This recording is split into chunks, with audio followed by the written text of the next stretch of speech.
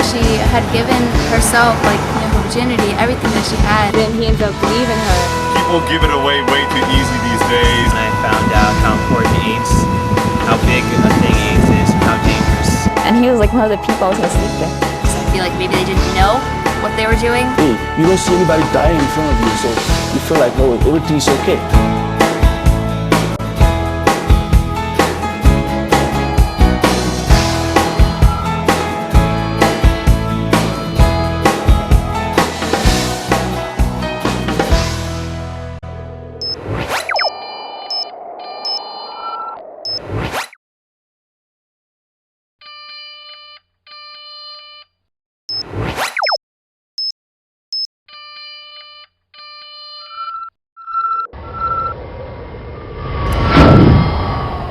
Searching for intelligent life in outer space? In outer space? But is there intelligent life on planet Earth? Many adults seem to think that all teens are incapable of self-control. But we're not all drug users. And we're not sex crazed losers. Maybe we've made mistakes, but we're learning. Maybe we've seen what our friends did and want to do better.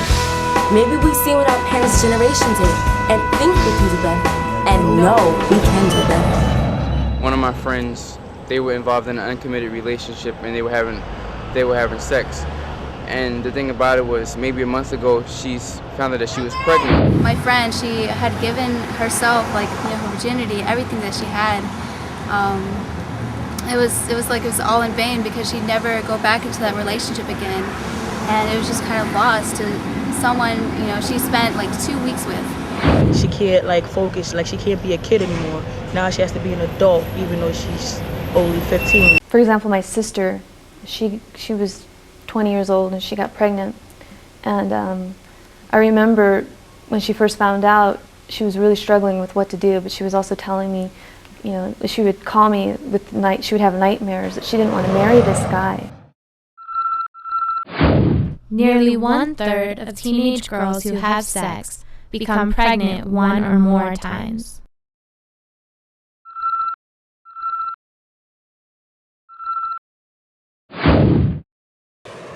And after a while, you get attached to that one guy. You're just practically just giving yourself up to him, whether he respects you or not, because you're just totally attached to him physically.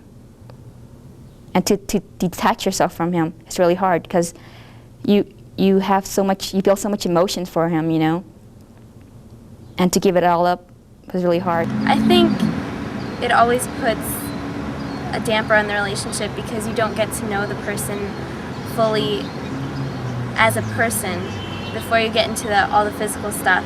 And it does complicate things, especially when you're really young. I have a friend.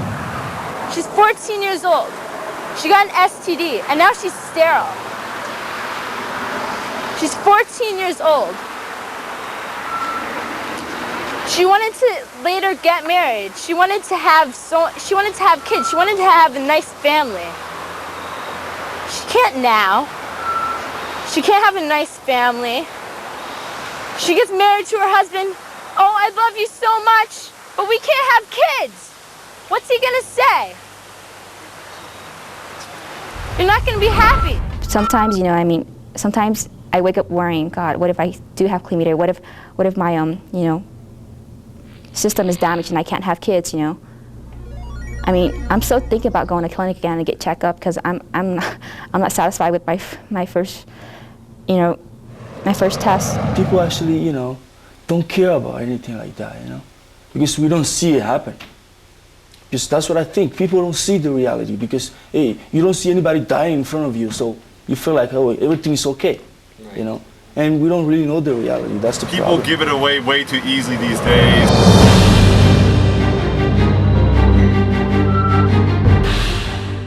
Girls who have sex in their teen years have a 200% higher risk to develop cervical cancer as adults than girls who wait until their 20s to have sex.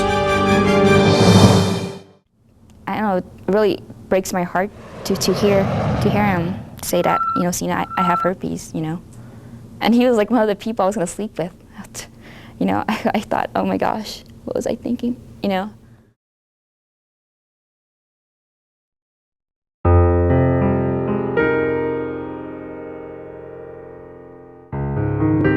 was the best swimmer in middle school and high school, and my grades were good. I was pretty sure I could get a scholarship to college. I even had hopes to go to the Olympics. In the 8th grade, to get guys to like me or even notice me, I went down on them. You know, I gave them head. Especially the football and basketball players. I thought I'm safe from STDs because I'm not having sex with them. I also thought I'm saving my virginity for my future husband. Well, I graduated from high school and went to college on a swimming scholarship. Believe it or not, I even competed in the Olympics. During those years, I met some professional basketball players and kept on with the oral sex. I had hoped that one of them would ask me to marry, but they all knew what I was doing. I had gotten their attention, but I guess it was the wrong kind of attention. Eventually, I met someone outside of athletics, and we got married. We had 3 wonderful children, and we were happy. In my late 40s, I was experiencing a lot of pain in my throat. Finally, it got so bad, I went to a doctor. After many tests, the doctor told me I had throat cancer, and it was caused by the human papillomavirus infection that I had gotten from the oral sex. I had to undergo extreme chemotherapy treatments. The cancer receded, but I could no longer swallow food or drink, no longer eat like a normal person. Can you imagine not being able to eat food? I presently eat food through a tube connected to my stomach. But a wheat. I eat faster. I look old. And I feel weak a lot of the time. I just wish that someone had warned me about oral sex. I felt demeaned doing that. I thought that was the way to get the attention of boys. What a fool I was. I didn't know that I could get cancer. Why didn't anyone tell me?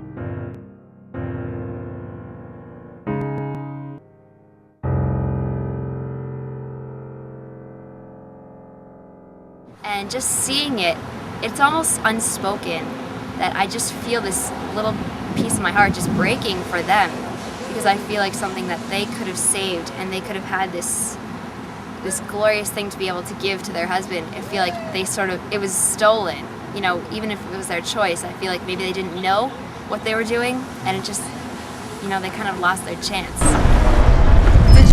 Did you know? Half of American teens never had sex. Half of American teens never had sex. Maybe they waited for a better time, a better place, like marriage. Well, I choose to abstain from sex until marriage because I believe it's a healthy decision that won't just affect now, but it'll affect my future.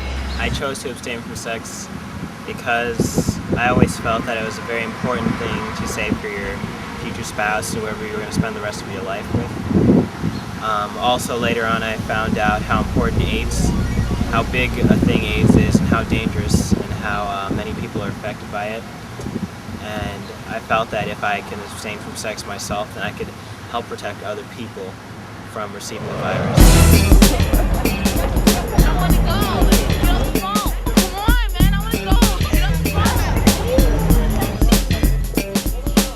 Half of those infected worldwide each year with HIV, the virus that leads to AIDS, are 15 to 24 years old.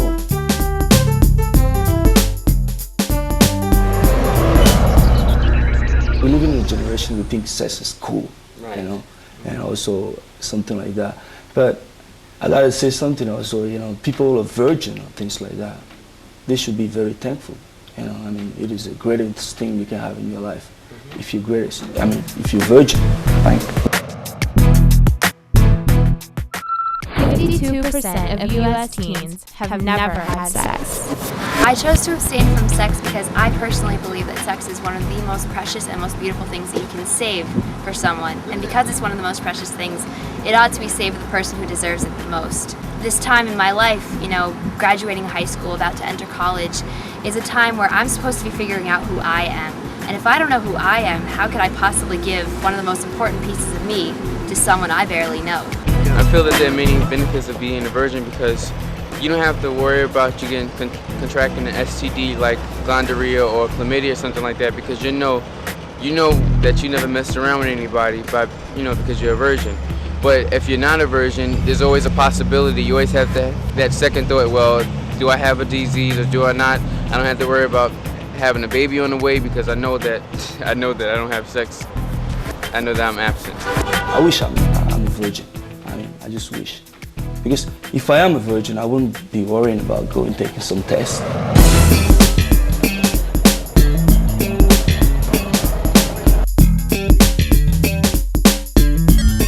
Please log in the information requested.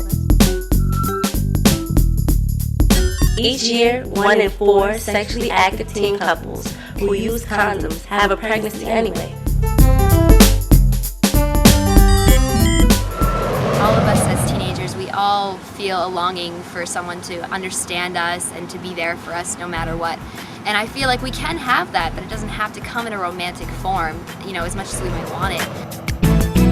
Compared with 15 years ago, there has been a 12% increase in the number of teens who are abstaining from sex, with the largest increase among male teens.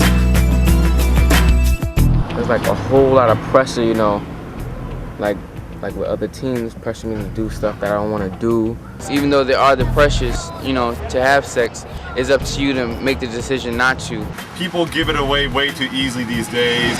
The way that I deal with some of the pressures and desires that I have is I try not to put myself in that position for me to feel uncomfortable or put my life in danger or do things that I'm not ready to do. And I join community centers and help out with the community and try to stay off the streets. Be yourself. Don't succumb to what other people tell you to do or what the media tells you to do. If you feel strongly that you don't want to date or you're not ready to have sex, then don't. Be strong in your beliefs and it'll all be worth it in the end. Don't do anything that you're not ready for. Don't let anybody pressure you into doing things that you don't want to do or you're uncomfortable doing. You don't need somebody else to tell you how important you are or how unimportant you are. You know yourself what you can do, and you have to remember that always. Our future sons will have, our future daughters will have committed fathers. Our children will have committed fathers. Our kids will have love smart mothers. Our kids will have those smart fathers. Our kids will have relationship intelligence. Because that's what we've got. Because that's what we've got. What about you? Your time is up.